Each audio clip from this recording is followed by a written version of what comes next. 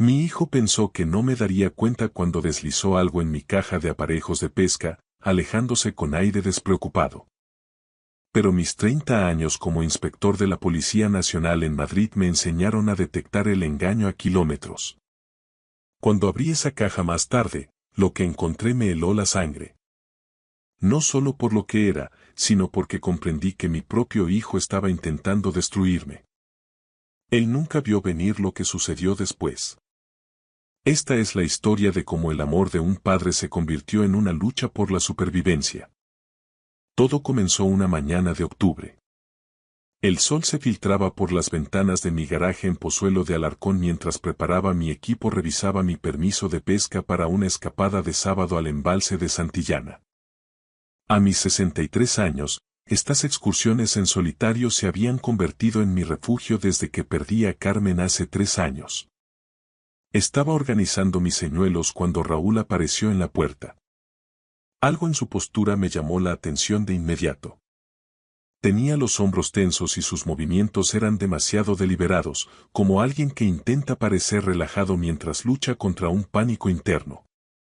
«Buenos días, papá», dijo, con una alegría artificial en la voz. «¿Preparándote para la pesca?» Asentí, sin dejar de revisar mis anzuelos. El embalse debería estar perfecto hoy. Raúl se acercó y cada instinto que poseo me gritó que algo iba mal. Sus ojos no dejaban de desviarse hacia mi caja de pesca, una y otra vez. Como antiguo detective de homicidios, he pasado 3 décadas leyendo el lenguaje corporal. ¿Te importa si echo un vistazo a tu equipo?, preguntó, moviéndose hacia la caja antes de que yo pudiera responder. Lo observé con cuidado. Su respiración era superficial y el sudor perlaba a su frente a pesar del frescor de la mañana. Cuando pensó que no lo miraba, echó un vistazo al pequeño compartimento donde guardo los anzuelos de repuesto. Fue entonces cuando lo vi. La mano derecha de Raúl se movió con precisión entrenada hacia el bolsillo de su chaqueta, extrayendo algo pequeño envuelto en papel de seda negro. El movimiento fue tan rápido y furtivo que, si no hubiera estado mirando con ojos expertos, me habría pasado desapercibido. Colocó el objeto en el fondo del compartimento principal, ocultándolo entre mis cucharillas y plomos. Toda la secuencia duró menos de 10 segundos, pero para mí fue como ver un crimen desarrollarse a cámara lenta en mi propio garaje. Mi corazón latía con fuerza, pero me obligué a mantener la calma, continuando con mis hilos de pesca como si nada hubiera pasado.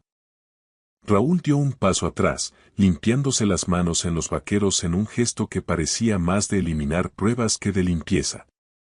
Bueno, te dejo con lo tuyo, dijo, dirigiéndose ya hacia la puerta. Pásalo bien, papá. A ver si pescas algo grande. Lo vi desaparecer hacia el interior de la casa, sus pasos resonando por la escalera. El garaje quedó en silencio, salvo por el tráfico lejano de la M40 y mi propia respiración pesada. Me quedé mirando mi caja de aparejos como si se hubiera transformado en algo peligroso. Sea lo que Raúl había escondido, estaba claro que no quería que lo encontrara de inmediato, pero parecía esperar que lo hiciera eventualmente. La contradicción no tenía sentido, a menos que quisiera que lo encontrara cuando ya fuera demasiado tarde para reaccionar. La comprensión me golpeó como un impacto físico. Mi propio hijo acababa de plantar algo entre mis pertenencias que esperaba que me causara graves problemas. Pensé en los últimos meses. Su desesperación creciente por el dinero, sus cambios de humor, la forma en que evitaba el contacto visual. Eran señales que yo había atribuido al estrés del desempleo y al duelo por Carmen. Señales que había ignorado porque lo amaba. Pero 30 años de servicio me habían enseñado que el amor puede cegarte ante la verdad. Y la verdad estaba allí, en mi caja de pesca, envuelta en papel negro como un regalo que nunca quise recibir. Me quedé allí, en medio de mi garaje, mirando fijamente la caja de pesca que ahora parecía una bomba de relojería. Mi mente retrocedió a la noche anterior. Tal vez debí verlo venir. Las señales estaban allí durante la cena, escritas en el rostro de Raúl con una desesperación que preferí ignorar. La noche del viernes había empezado con normalidad. Yo preparaba unos filetes a la plancha mientras Raúl ponía la mesa. El aire de octubre traía ese olor a castañas asadas típico de Madrid, y por un momento casi pareció que volvíamos a los viejos tiempos, cuando Carmen salía de la cocina quejándose de que tardaba demasiado con la carne. Pero Carmen ya no estaba. La silla vacía en nuestro comedor de Pozuelo era un recordatorio constante de todo lo que habíamos perdido hacía 3 años. Raúl había estado inusualmente callado, moviendo la comida por el plato sin probar bocado. Sus manos temblaban al alcanzar el vaso de agua, pero lo atribuía al estrés de buscar empleo. «Papá, necesito hablarte de algo», dijo finalmente, con la voz apenas por encima de un susurro. Reconocí ese tono de inmediato, era la misma voz que usaba cuando era adolescente y necesitaba dinero para alguna excursión del instituto. Pero Raúl ya tenía 28 años, y estas conversaciones se habían vuelto demasiado frecuentes. «¿Qué pasa, hijo?». Respiró hondo, tamborileando los dedos nerviosamente contra la madera de la mesa. «Estoy en problemas. Problemas de dinero. Necesito 50.000 euros». La cifra me golpeó como una bofetada. Solté el tenedor, estudiando su rostro bajo la luz tenue de la lámpara. Tenía los ojos inyectados en sangre y unas ojeras que lo hacían parecer mucho mayor. ¿Cuándo se había quedado tan delgado? ¿50.000? Repetí, intentando mantener la voz nivelada. Raúl, eso es más de lo que tengo de mis ahorros. ¿En qué clase de lío te has metido? Su mandíbula se tensó. Vi algo cruzar sus facciones. Ira, o tal vez una desesperación tan profunda que se había transformado en algo oscuro. ¿Acaso importa?, espetó. Soy tu hijo. Necesito ayuda. Claro que importa. Llevo meses ayudándote. El alquiler, la letra del coche, la compra. ¿A dónde va todo ese dinero? Raúl se levantó bruscamente, haciendo que la silla chirriara contra el suelo de parqué. Tú no entiendes a esta gente. No tienen paciencia. No van a esperar a que yo solucione mis cosas. ¿Qué gente, Raúl? Pero ya se estaba alejando hacia las escaleras. Olvídalo. Ya buscaré otra forma. Le llamé, pero la única respuesta fue el portazo de su habitación. Me quedé solo en la mesa, rodeado de platos a medio comer y con la creciente certeza de que mi hijo estaba metido en algo mucho peor que el simple desempleo. El resto de la noche transcurrió en un silencio incómodo. Recogí la cocina, vi el telediario y seguí mi rutina habitual mientras Raúl permanecía encerrado. Podía oírle caminar de un lado a otro sobre mi cabeza, hablando ocasionalmente por teléfono en tonos bajos y urgentes. Ahora, en mi garaje 12 horas después, esas llamadas furtivas cobraban un nuevo y siniestro significado. Raúl no buscaba ayuda legítima, anoche me estaba poniendo a prueba para ver si le daría el dinero voluntariamente. Al negarme, pasó al plan B. Lo que fuera que estuviera envuelto en ese papel de seda negro era la póliza de seguro de Raúl. Su forma de conseguir lo que necesitaba, sin importarle el precio que yo tuviera que pagar. Pensé en Carmen, en lo que diría si pudiera vernos ahora. Ella siempre fue la mediadora, la que encontraba el compromiso donde yo solo veía blanco o negro. Pero incluso ella habría tenido dificultades con esto. Mi hijo planeaba algo que me destruiría, y yo era el único que podía detenerlo. No podía posponerlo más. Lo que Raúl había escondido me carcomía como ácido. Mis manos temblaban mientras me acercaba a la caja. 30 años de formación policial luchando contra la negación de un padre. Los cierres metálicos se abrieron con esos clics familiares que antes me traían paz. Esta caja había sido mi refugio de la oscuridad que vi en mi carrera, ahora se sentía contaminada. Levanté la bandeja superior. Allí, entre mi cucharilla plateada favorita y mis plomos, estaba el envoltorio negro. Desenvolví el papel con dedos trémulos. El papel cayó para revelar una bolsa de plástico transparente con un polvo blanco. Incluso sin analizarlo, supe exactamente qué estaba mirando. Había visto suficiente sustancia prohibida en las salas de pruebas del complejo policial de Canillas para reconocerlo al instante. La bolsa pesaba quizás unos 60 gramos. Valor en la calle: 15.000 o 20.000 euros. Más que suficiente para constituir un delito de tráfico de drogas a gran escala según el Código Penal español. Más que suficiente para destruir lo que quedaba de mi vida. Me desplomé en mi banco de trabajo. La bolsa se sentía como plomo fundido en mi palma. El garaje empezó a dar vueltas mientras la magnitud de la traición de Raúl caía sobre mí como una luz. Mi hijo era un adicto. Las señales que había pasado por alto brillaban ahora en mi memoria como luces de neón. La pérdida de peso, los ojos rojos, los cambios de humor que atribuía al duelo. ¿Cuánto tiempo llevaba esto ocurriendo? ¿Cómo yo, un hombre que pasó 3 décadas atrapando criminales, no vi que mi propio hijo se había convertido en uno? Pero peor que la adicción era la traición. Raúl no había escondido la droga allí por accidente. Fue deliberado, calculado. Quería que encontraran esa mercancía, pero no hasta que fuera demasiado tarde. No hasta que alguien más lo encontrara primero. La comprensión me golpeó de nuevo. Raúl planeaba tenderme una trampa. Pensé en Carmen y en las promesas que le hice en su lecho de muerte sobre cuidar de nuestro hijo. Está perdido sin mí, Alejandro, me había susurrado. Prométeme que serás paciente con él. He sido paciente durante 3 años mientras Raúl caía en la adicción ante mis propios ojos. He sido paciente mientras vaciaba mis ahorros con supuestas emergencias. He sido paciente mientras el niño dulce que Carmen crió se transformaba en alguien a quien ya no reconocía.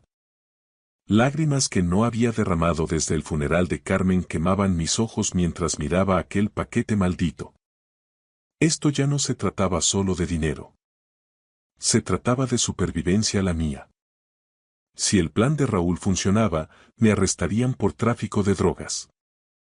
A mi edad, una condena de este tipo significaría pasar mis últimos años en el módulo de fuerzas de seguridad de la prisión de Estremera, mientras Raúl heredaba todo por lo que Carmen y yo habíamos trabajado toda la vida. El chico al que enseñé a pescar en este mismo garaje estaba dispuesto a destruirme para salvarse a sí mismo. Envolví aquella sustancia de nuevo en el papel de seda. Mis manos estaban más firmes ahora, la determinación fría reemplazó al shock. Raúl pensaba que estaba jugando al ajedrez con alguien que no conocía las reglas.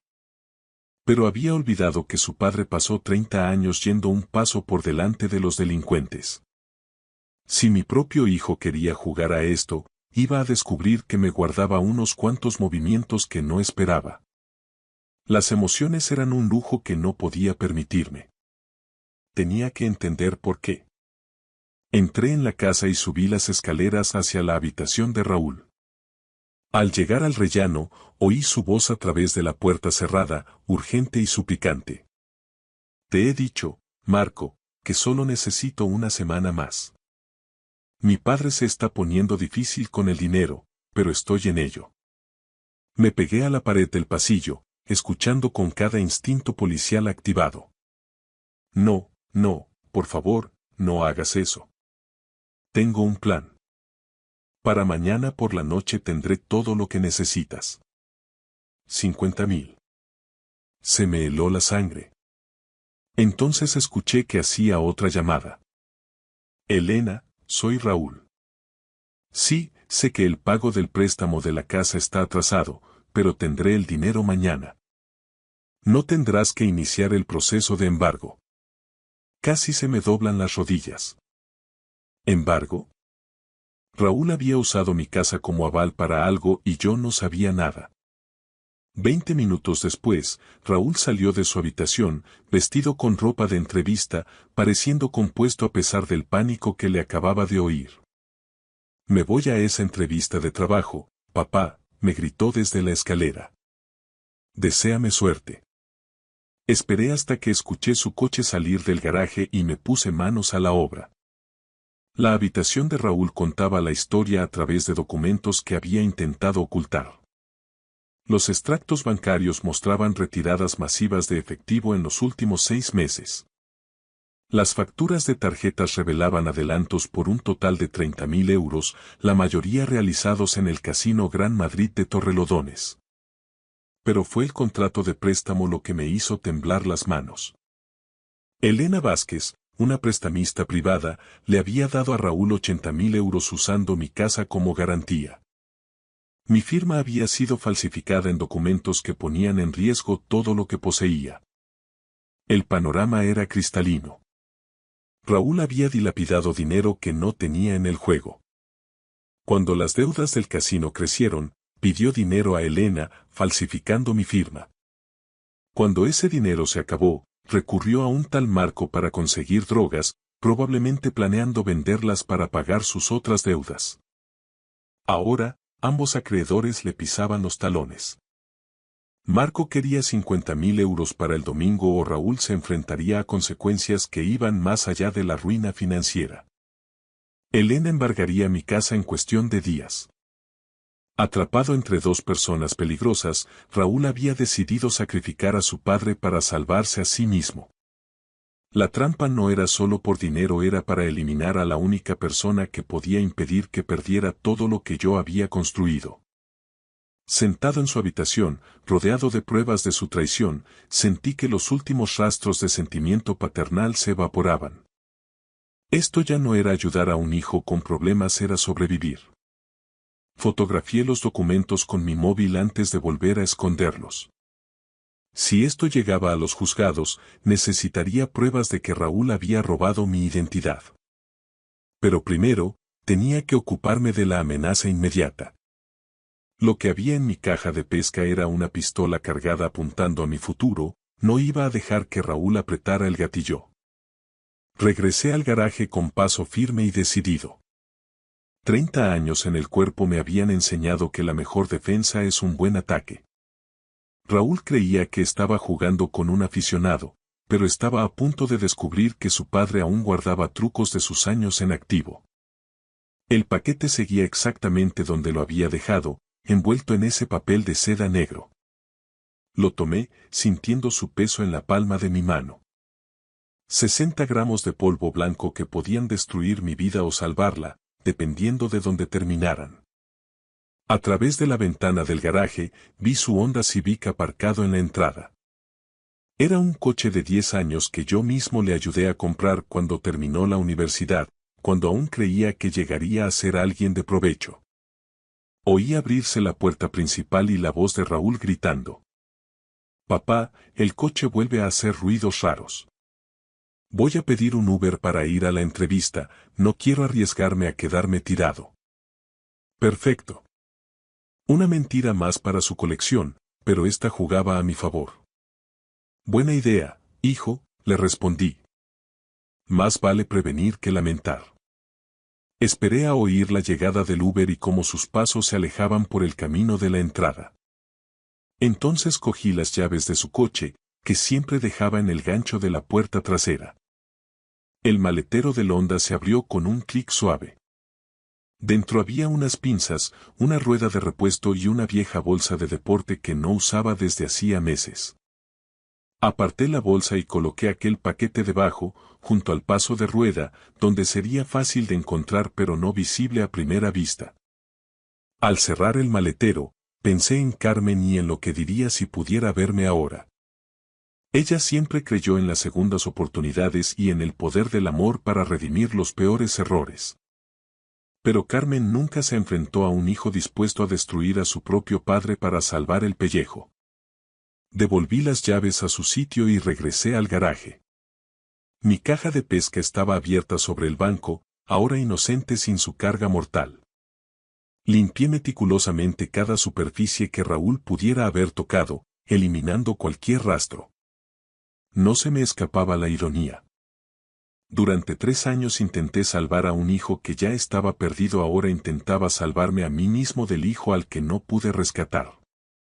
Mi móvil vibró con un mensaje de texto de Raúl. La entrevista ha ido genial. Me dirán algo el lunes. Gracias por confiar en mí, papá. Esa mentira tan casual me habría dolido ayer, hoy, simplemente confirmaba lo que ya sabía. Raúl había cruzado una línea de no retorno. Recordé las llamadas que había escuchado antes, su desesperación suplicando a Marco y a Elena por más tiempo. Les había prometido el dinero para mañana por la noche, un dinero que planeaba obtener destruyéndome a mí.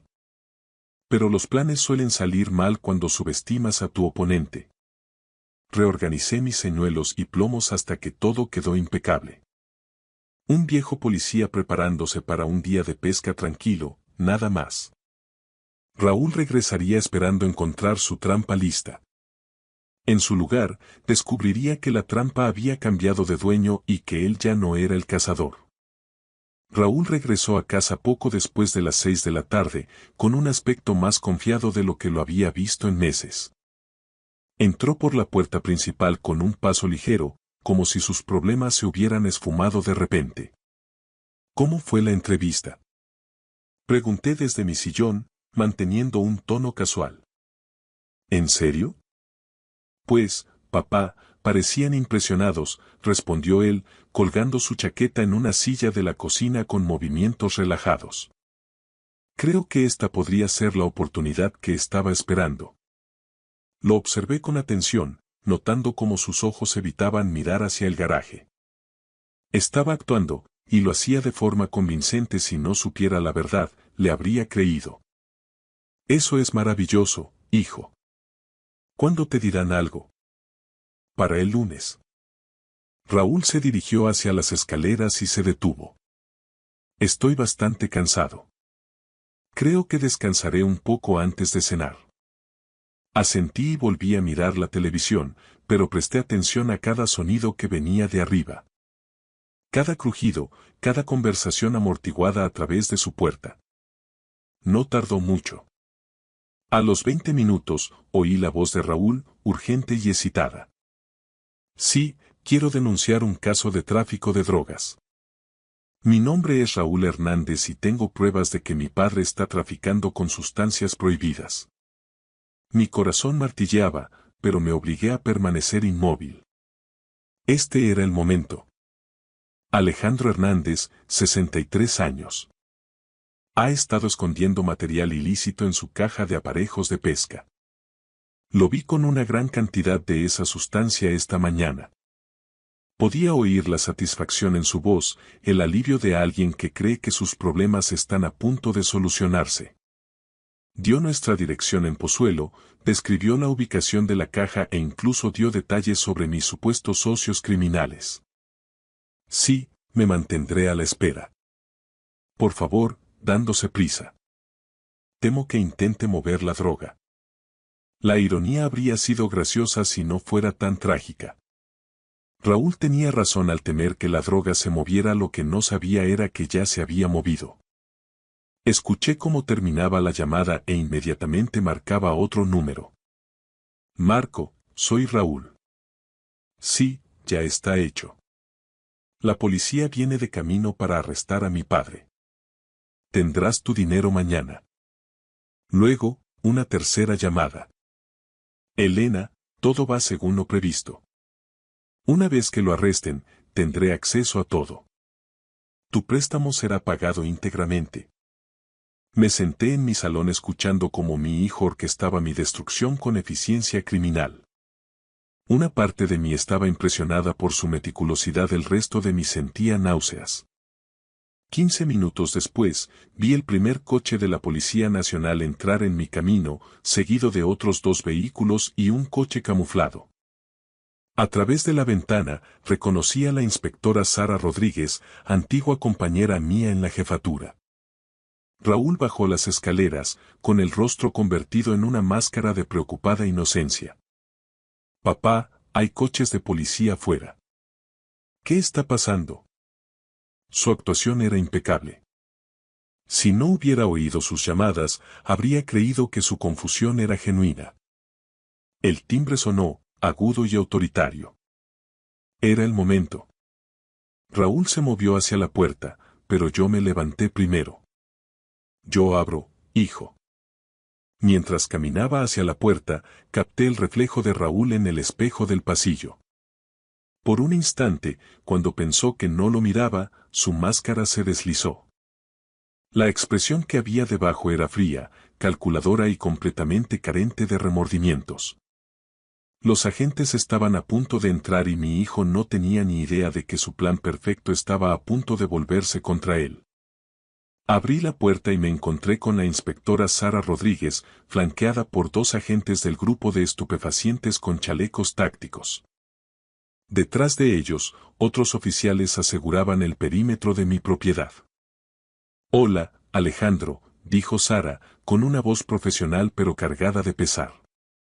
«Tenemos que hablar». «Por supuesto, Sara, pasad». Raúl dio un paso al frente, mostrando una confusión perfecta. «Inspectora Rodríguez, ¿de qué se trata esto? ¿Está mi padre en problemas?» Sara nos miró a ambos, analizando la situación con la habilidad de una veterana de 20 años en el cuerpo. «Hemos recibido una denuncia por tráfico de drogas en este domicilio. Tenemos una orden judicial para registrar las instalaciones». ¿Tráfico de drogas? La voz de Raúl se quebró con un choque fingido. «Eso es imposible. Mi padre nunca». «Está bien, hijo», dije con calma. «Deja que hagan su trabajo». El agente al mando dio un paso adelante. «Sr. Hernández, tenemos información de que ha estado guardando sustancias ilegales en su caja de aparejos de pesca». Los ojos de Raúl brillaron con una cooperación servil. «Oh, eso está en el garaje. Puedo enseñaros exactamente dónde está». Seguí al grupo, observando el paso confiado de Raúl. Estaba tan seguro de su victoria. «Ahí está», señaló Raúl, «mi caja de pesca. Mi padre estuvo trabajando con ella esta mañana», se le veía muy nervioso. El agente abrió los cierres con precaución. Levantó la bandeja superior, revelando mi colección organizada de cucharillas y plomos. Buscó metódicamente en cada compartimento. «Nada», el agente levantó la vista confundido. «Aquí no hay ninguna sustancia controlada». La cara de Raúl se volvió blanca. «Eso es imposible. Yo vi cómo ponía algo ahí esta mañana». «Mira bien, hijo», dije en voz baja. «¿Qué es exactamente lo que creíste ver?» La compostura de Raúl empezó a agrietarse. Había algo envuelto en papel de seda negro. «Estoy seguro». Sara Rodríguez estudió a Raúl con un nuevo interés. «Pareces muy seguro de lo que contenía la caja de tu padre». «¿A qué se debe eso?» «Yo solo intentaba ayudar», balbuceó Raúl. «Me pareció ver algo sospechoso». «Vamos a registrar tu vehículo», interrumpió Sara, con un tono que ya no era amistoso. «¿Mi coche?» La voz de Raúl subió de tono. «¿Por qué?» «Yo soy quien ha dado el aviso». Pero los agentes ya se movían hacia el Honda Civic. El maletero se abrió con un clic suave. El agente apartó la bolsa de deporte y se detuvo. Su mano emergió sosteniendo la bolsa de plástico transparente llena de polvo blanco, envuelta en el familiar papel de seda negro. «Raúl Hernández», dijo Sara con voz de acero, «quedas detenido por posesión de estupefacientes con fines de distribución y por denuncia falsa». El rostro de Raúl pasó por el shock y el pánico. «Es una trampa. Mi padre lo puso ahí». «Ah, sí», preguntó Sara. «Entonces, ¿por qué nos llamaste para que registráramos su caja de pesca en lugar de tu coche?»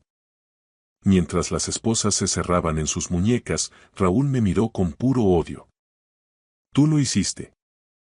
Lo moviste». Mantuve su mirada fijamente. «Hijo, no tengo idea de qué me estás hablando». La expresión de mi hijo lo decía todo. Nunca esperó que su padre fuera mejor estratega que él. 3 semanas después, estaba en los juzgados viendo a mi hijo enfrentar las consecuencias.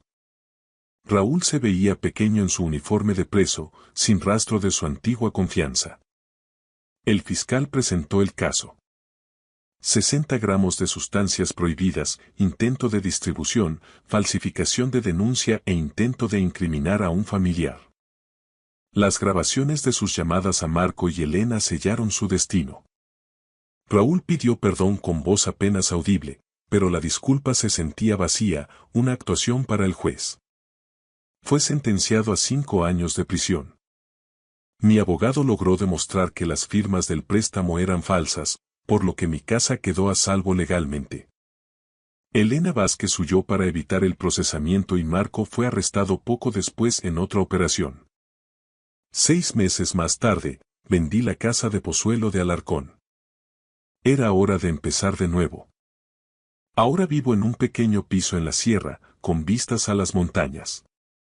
No tengo deudas, ni obligaciones, ni familiares que puedan traicionarme. He conservado solo lo que importa. Las fotos de Carmen, mi equipo de pesca y la sabiduría de que el amor sin límite se convierte en permisividad y ésta acaba destruyendo a ambos. Raúl me ha escrito 2 veces desde la cárcel. Ambas cartas siguen sin abrir sobre mi mesa. Hay puentes que, una vez quemados, es mejor dejar que se conviertan en cenizas. A veces, protegerse a uno mismo significa aceptar que la familia puede ser el enemigo. Yo elegí sobrevivir.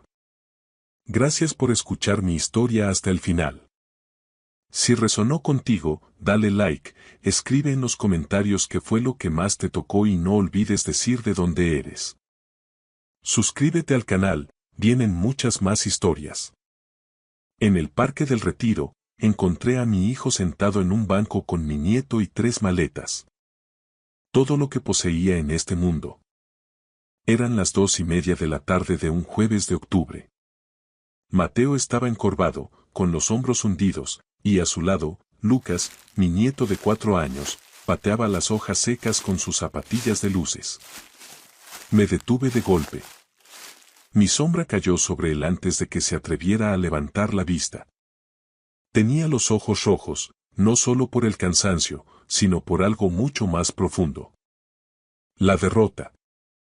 ¿Por qué no estás en la oficina?, le pregunté. Mateo apretó la mandíbula. Me han despedido esta mañana. Carlos dijo que nuestra sangre no pertenece a la de gente como ellos. Esas palabras se quedaron flotando en el aire frío de Madrid. 3 años de cenas dominicales en el chalet de Puerta de Hierro. 3 años viendo a Carlos de la Vega explicar la diferencia entre el dinero de siempre y el de los nuevos ricos, entre los que pertenecen al círculo y los que no. Había catalogado cada insulto en mi mente, pero esto era cruzar la línea. Sube al coche, le dije. No tengo a dónde ir, papá. Su voz se quebró. Elena ha cambiado la cerradura. Ha sacado mis cosas a la calle mientras me echaban. Dice que su padre ha tomado la decisión correcta. Lucas me tiró de la manga. Abuelo Sebastián, mamá dice que tú eres el hombre más fuerte de toda España. ¿Puedes arreglar esto? Me puse a su altura. Puedo arreglarlo, campeón. Te lo prometo. Cogí 2 de las maletas y le hice una señal a Paco, mi jefe de seguridad. Subimos al coche y condujimos hacia el norte, hacia mi finca, en un silencio sepulcral.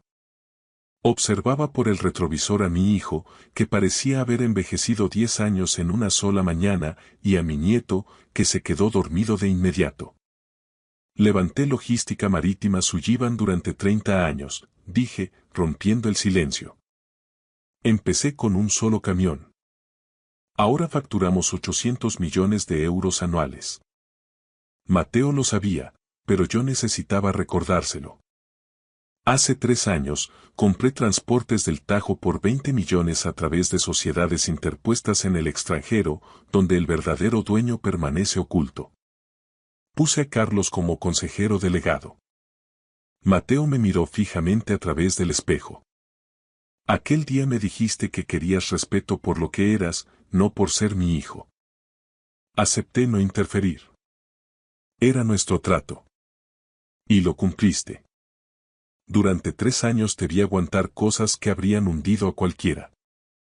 Escuché a Carlos explicar por qué todo en ti era insuficiente.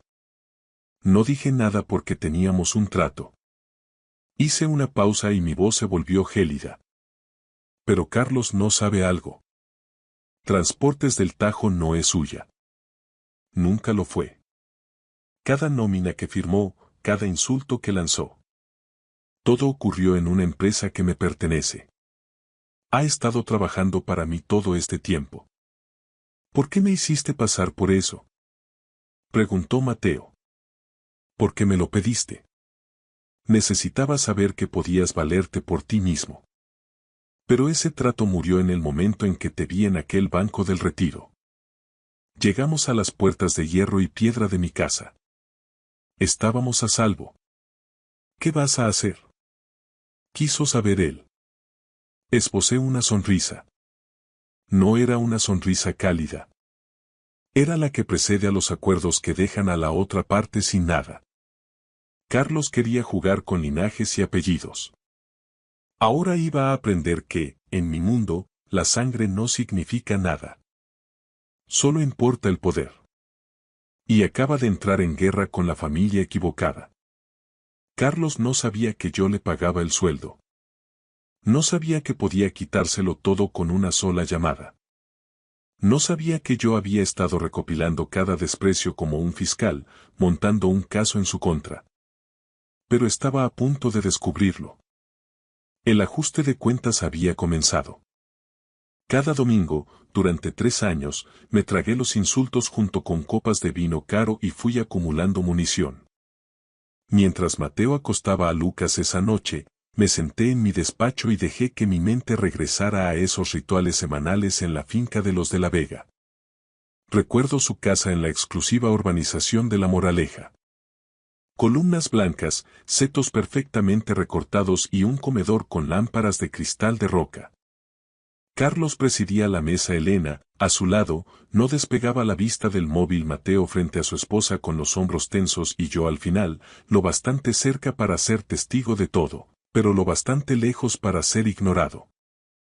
En aquella primera cena, Carlos cogió la copa de vino de Mateo y la desplazó 5 centímetros a la izquierda.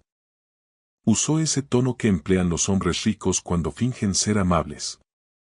Un Rioja de gran reserva se sostiene con respeto, Mateo. Por el tallo, nunca por el cáliz. Los detalles exponen la casta. O la falta de ella. Mateo se puso rojo y asintió. Elena ni siquiera levantó la mirada, nunca lo defendió, ni una sola vez en 3 años. Yo cortaba mi pato con precisión y callaba. Cada semana había una corrección nueva. Su postura, su corbata, su educación en una universidad pública frente al máster en el IE de Carlos. 3 años viendo cómo se apagaba la luz de mi hijo, pero yo había hecho una promesa de no interferir. Así que observé y memoricé. Hace 6 meses, algo cambió. Los informes trimestrales de transportes del Tajo empezaron a llegar con una semana de retraso en logística, eso es una eternidad. Contabilidad me dio excusas baratas sobre actualizaciones del sistema que no me creí. 3 meses después, Elena dejó de cogerme el teléfono, dándome largas con mensajes de que estaban en un evento o descansando. Se había levantado un muro entre nosotros. Pero el momento en que supe que algo iba muy mal fue hace una semana. Mateo vino a mi oficina en la Torre de Cristal, en Madrid. Tenía un aspecto terrible. Ojeras profundas, el traje le quedaba grande y había perdido peso. Me dijo que era el cierre del trimestre, pero yo sabía que el trabajo no destruye así a un hombre.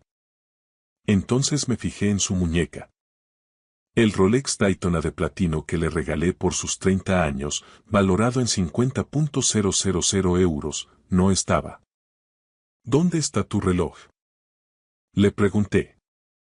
En la joyería. El cierre estaba flojo, mintió rápidamente. Mateo siempre ha sido obsesivo con sus pertenencias. Si no tenía el reloj, es porque lo había vendido o empeñado. Un hombre no hace eso a menos que esté desesperado. En cuanto salió, llamé a Paco. Quiero una auditoría completa de transportes del Tajo y averigua qué pasa en casa de los de la Vega. Con discreción. 24 horas después, Paco entró en mi despacho con la información que lo cambiaría todo.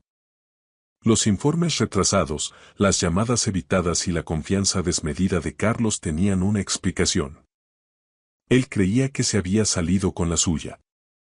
No tenía idea de que yo lo estaba observando, esperando. Esa noche, Paco dejó una carpeta negra sobre mi escritorio.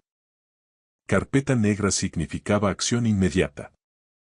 La primera página era una denuncia policial presentada a las 13:15, apenas unas horas después de que despidieran a Mateo. El denunciante, Carlos de la Vega, alegaba que Mateo Sullivan se había llevado objetos de valor de la familia al irse. Monedas antiguas y joyas de plata por valor de 2,8 millones de euros. Quería que lo arrestaran antes de que pudiera defenderse. La segunda página hizo que se me tensara la mandíbula. Un informe de crédito. 12 préstamos distintos en varios bancos durante 6 meses por un total de 18 millones de euros, todos a nombre de Mateo. Pero las firmas no eran suyas. Un experto confirmó que eran falsificaciones digitales de alta calidad, usando la firma real de Mateo de documentos de la empresa. Habían usado Transportes del Tajo como aval y los activos personales de Mateo como garantía secundaria. Cuando los préstamos impagaran, los bancos lo destruirían todo. La empresa colapsaría y Mateo sería legalmente responsable de 18 millones que nunca pidió. Estaban montando una trampa para que mi hijo fuera a prisión mientras ellos se marchaban con el dinero. Entonces, Paco puso un video en su tableta. Era una cámara oculta en el dormitorio de Mateo y Elena. Se oía la voz de Elena, dulce pero emponzoñada. Estás muy tenso, Mateo. Te estás volviendo agresivo. Asustas a Lucas. No soy agresivo, solo estoy cansado, respondía él. ¿Ves? Ya estás gritando. Estás inestable. En otro clip, Elena rompía un jarrón a propósito y gritaba. Lucas, vete a tu cuarto. Papá está teniendo otro episodio.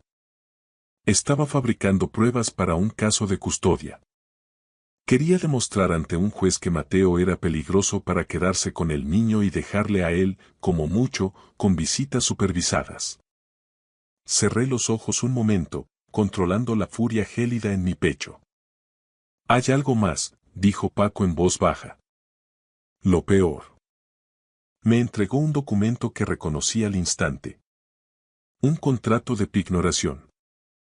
Mi licencia internacional de transporte, la autorización para que Logística Marítima Sullivan opere en los principales puertos del Mediterráneo, con contratos de 400 millones al año, había sido puesta como aval para un préstamo de 7,5 millones en un fondo de las Islas Caimán. Habían usado un notario corrupto para falsificar mi firma. La transferencia de dinero se ejecutaría mañana al mediodía. Por la ventana podía ver la casa de invitados donde Mateo estaba acostando a Lucas, totalmente ajeno a cómo su vida había sido desmantelada sistemáticamente. Bloquea esa transferencia, le ordené a Paco. Habla con el Banco de España, con el Tesoro, con quien haga falta. Ese dinero no se mueve. Y Paco. Tráeme todo lo que tengas sobre Carlos de la Vega. Cada deuda, cada cuenta oculta, cada secreto. Intentaron tenderle una trampa a mi hijo. Ahora les iba a enseñar cómo es una trampa de verdad. Los depredadores cazan de noche. Yo también, pero yo cazo con balances y transferencias bancarias, armas mucho más letales que las garras. El jueves a las 8 de la tarde, me encontraba entre las sombras de una sala de exposiciones en el Paseo de la Castellana, rodeado de marcos dorados y esculturas que valían más de lo que la mayoría de la gente gana en su vida. Carlos de la Vega se movía entre la multitud como si fuera el dueño del lugar. No lo era. Lo era yo, o al menos era el dueño de la empresa que pagaba su sueldo. Se detuvo cerca de un boceto de Dalí, consultando su teléfono con nerviosismo. Un hombre se le acercó.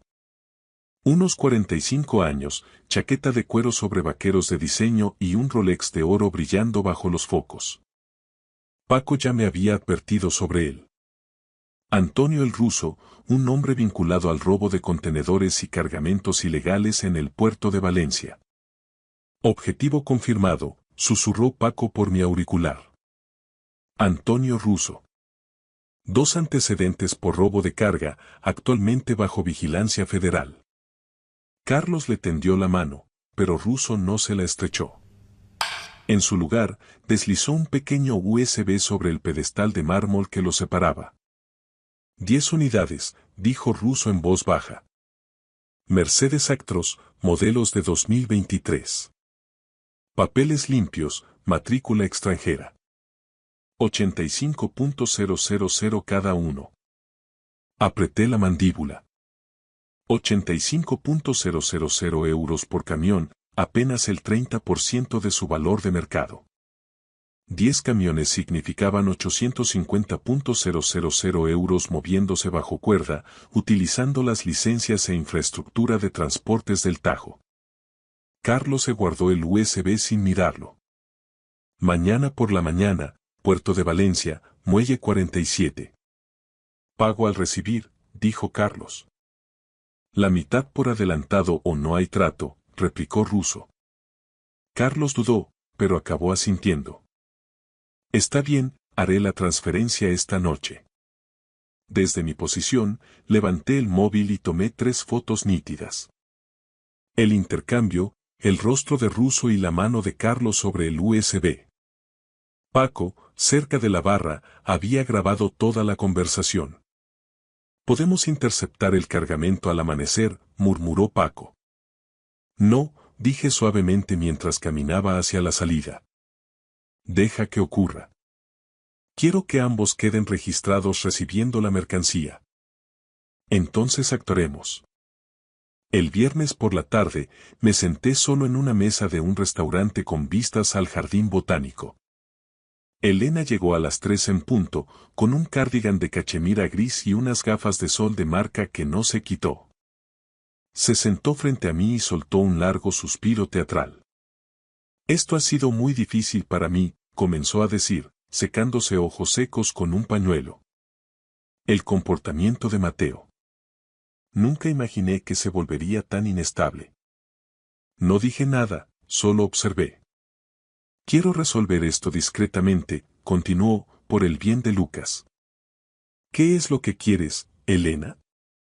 Se inclinó hacia adelante. «El ático de la calle Serrano. Vale 4,5 millones. Ponlo a mi nombre y retiraré los cargos. Mateo podrá ser libre». Dejé que el silencio se prolongara, viendo cómo su máscara de dolor se agrietaba para mostrar la ambición que había debajo. Ese es mi hogar, dije, inyectando la dosis justa de miedo en mi voz. Es todo lo que me queda. Entonces también perderás a tu hijo, sentenció ella con frialdad, poniendo un documento sobre la mesa.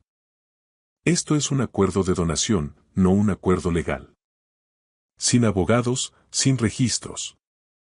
Solo un regalo generoso de un suegro que se preocupa.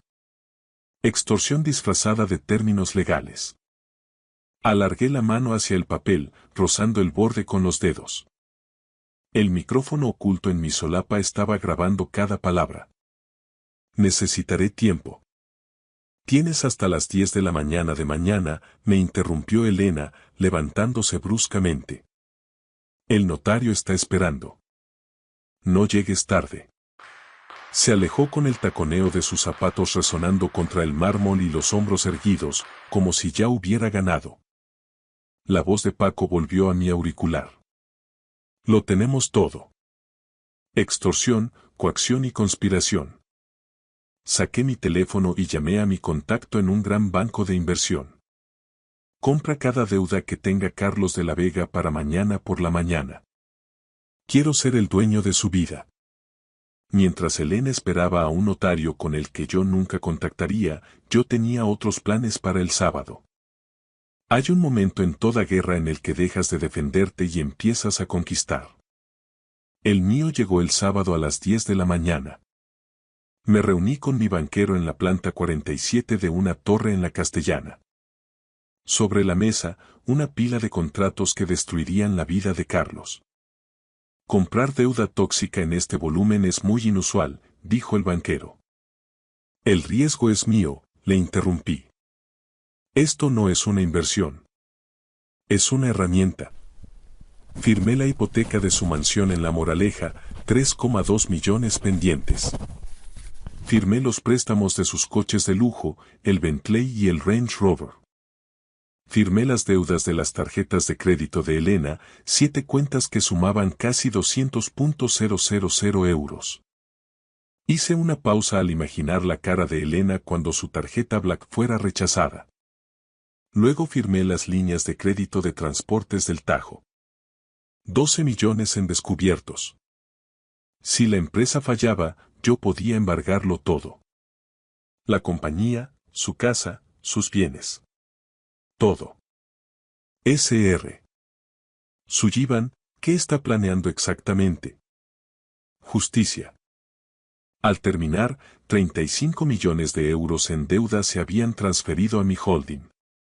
Eso me daba algo mucho más valioso que el dinero. Control.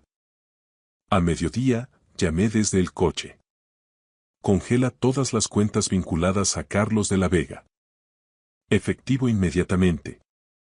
15 minutos después llegó la confirmación. Cuentas bloqueadas. Motivo. Revisión de seguridad interna. Contactar con el acreedor. Imaginé a Carlos viendo ese mensaje, sintiendo como el suelo desaparecía bajo sus pies. A las 2, Paco llamó. La transferencia a las Caimán ha sido marcada, informó. 7,5 millones. El Banco de España la ha bloqueado por investigación de blanqueo de capitales. Estará congelada meses, quizás años. La licencia internacional de transporte que Carlos había intentado empeñar ilegalmente se quedaría exactamente donde pertenecía. Conmigo.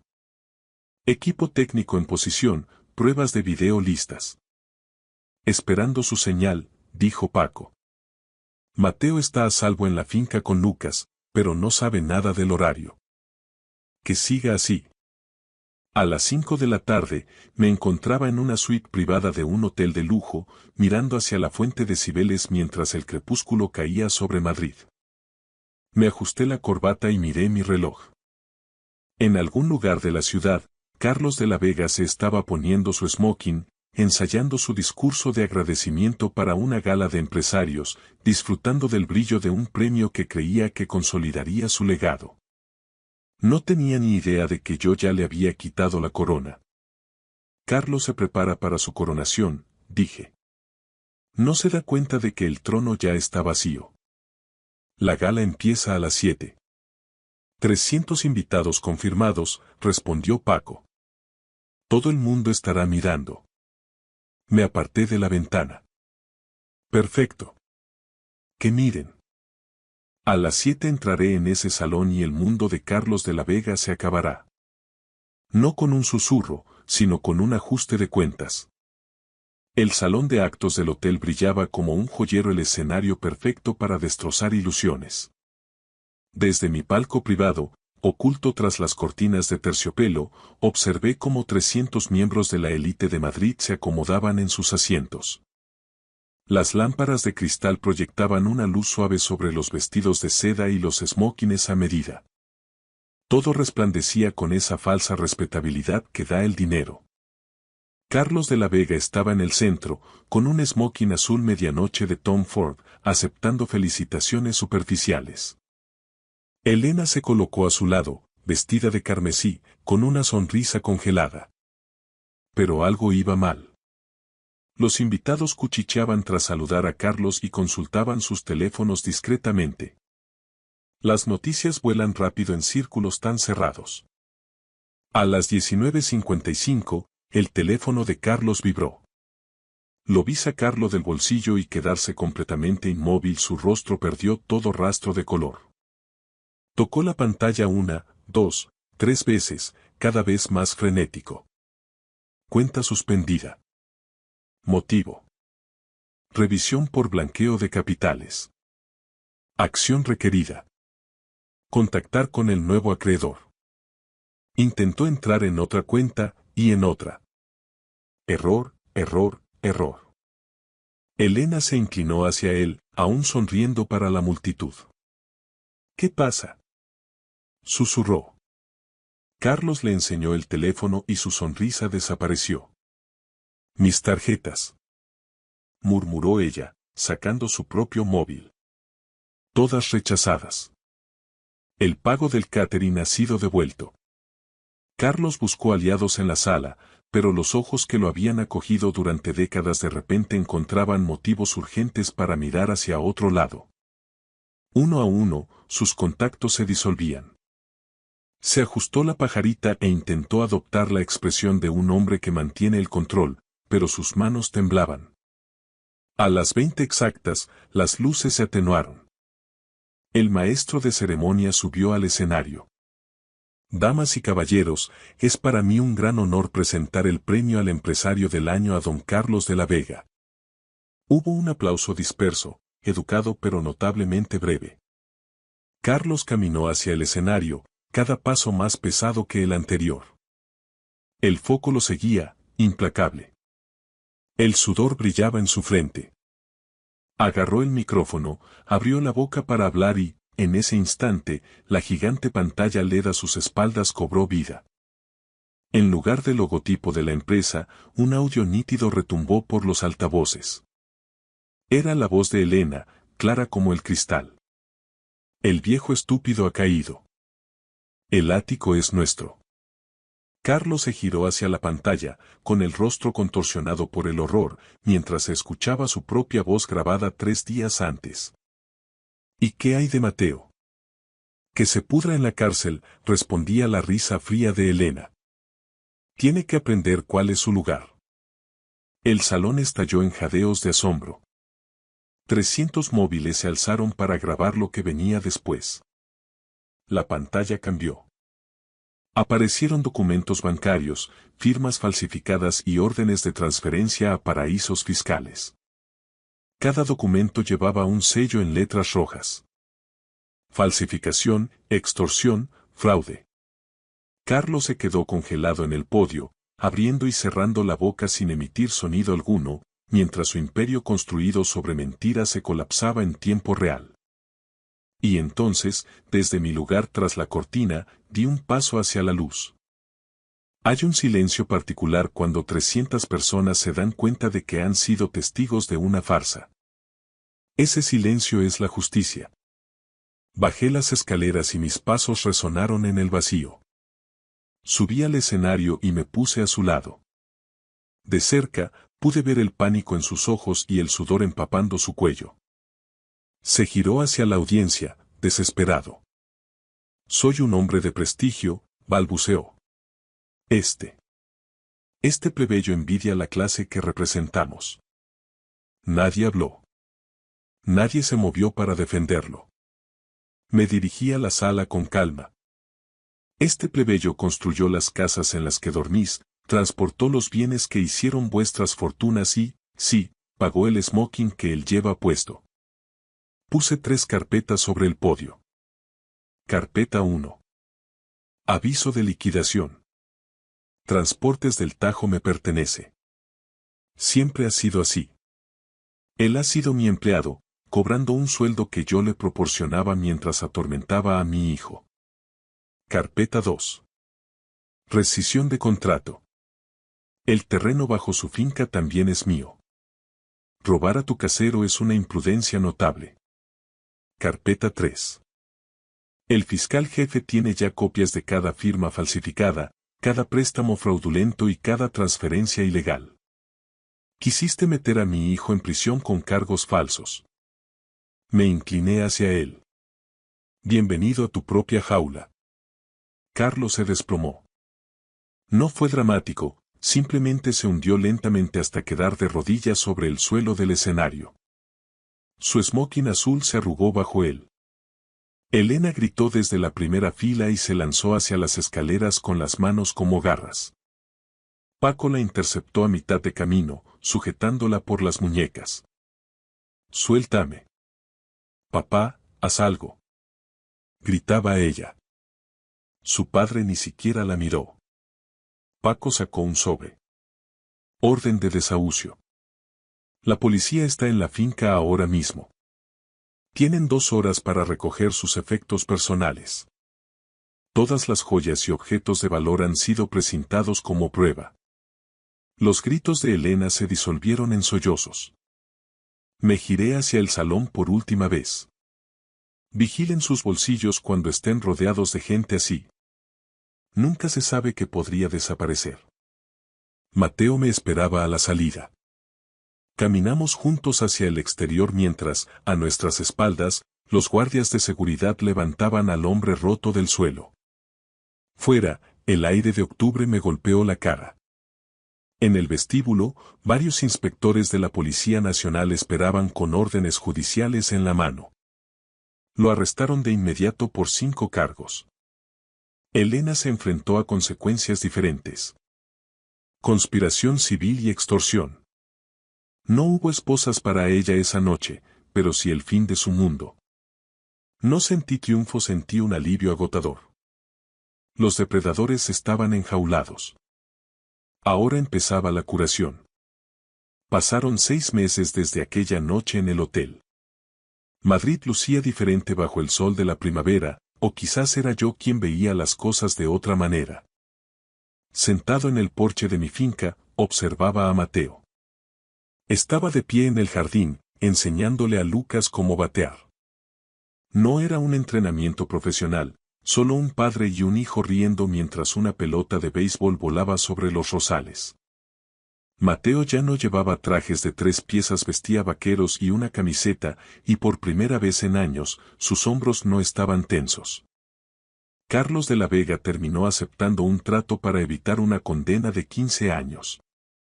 A cambio de confesar todas sus tramas de fraude y delatar a sus socios en el puerto, su sentencia se redujo considerablemente, pero lo perdió todo. La casa de la Moraleja fue subastada para pagar las deudas con Hacienda y los préstamos que yo mismo había comprado. Elena se mudó a un pequeño piso en las afueras, lejos del brillo de Serrano, y el proceso de divorcio fue rápido y definitivo. Ella intentó luchar por la custodia, pero las grabaciones y los informes psicológicos fueron demoledores. Lo más irónico de todo es que Transportes del Tajo ahora prospera más que nunca. La he integrado oficialmente en Logística Marítima Sullivan. Mateo es el director de operaciones, pero con una condición que él mismo impuso. Los viernes por la tarde la oficina se cierra. Nada de llamadas, nada de correos. El tiempo con Lucas es sagrado. A veces, mientras reviso los informes financieros que muestran que nuestra facturación ha superado los 900 millones de euros, recuerdo las palabras de Carlos sobre la sangre y el linaje. Me doy cuenta de lo vacío que estaba su mundo. Él tenía el apellido, pero yo tenía la verdad. Él tenía la apariencia, pero nosotros teníamos la lealtad. Me levanté del sillón y caminé hacia el jardín. Lucas corrió hacia mí y me abrazó las piernas. Abuelo Sebastián. ¿Has visto eso? Casi llega a los árboles. Lo he visto, campeón. Ha sido un golpe increíble. Mateo se acercó, limpiándose el sudor de la frente con la manga. Me miró y sonrió. No era la sonrisa sumisa que le daba a su suegro, sino la de un hombre que sabe quién es. ¿Te unes a nosotros, papá? ¿O tienes otra junta importante? Me pinchó con afecto. Miré mi teléfono. Tenía 3 llamadas perdidas de un inversor en Dubái y un mensaje sobre una nueva adquisición en el puerto de Barcelona. Guardé el dispositivo en el bolsillo y cogí el guante de cuero que estaba sobre la mesa. La junta puede esperar, dije. Ahora mismo, tengo un compromiso mucho más importante. Gané millones, construí imperios y derribé a mis enemigos, pero casi pierdo lo único que no se puede comprar con una transferencia bancaria. Las historias familiares no deberían ser crónicas de victorias judiciales o ejecuciones financieras. Las verdaderas historias, las que valen la pena contar a las siguientes generaciones, son las que ocurren en un jardín un sábado por la tarde, las de estar presente, las de elegir un partido de tu hijo por encima de una negociación. La mejor venganza no fue destruir a Carlos.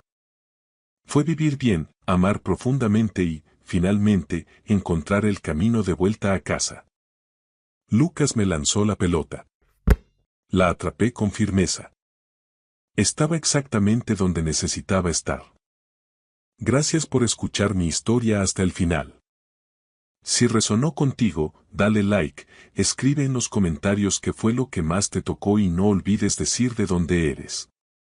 Suscríbete al canal, vienen muchas más historias.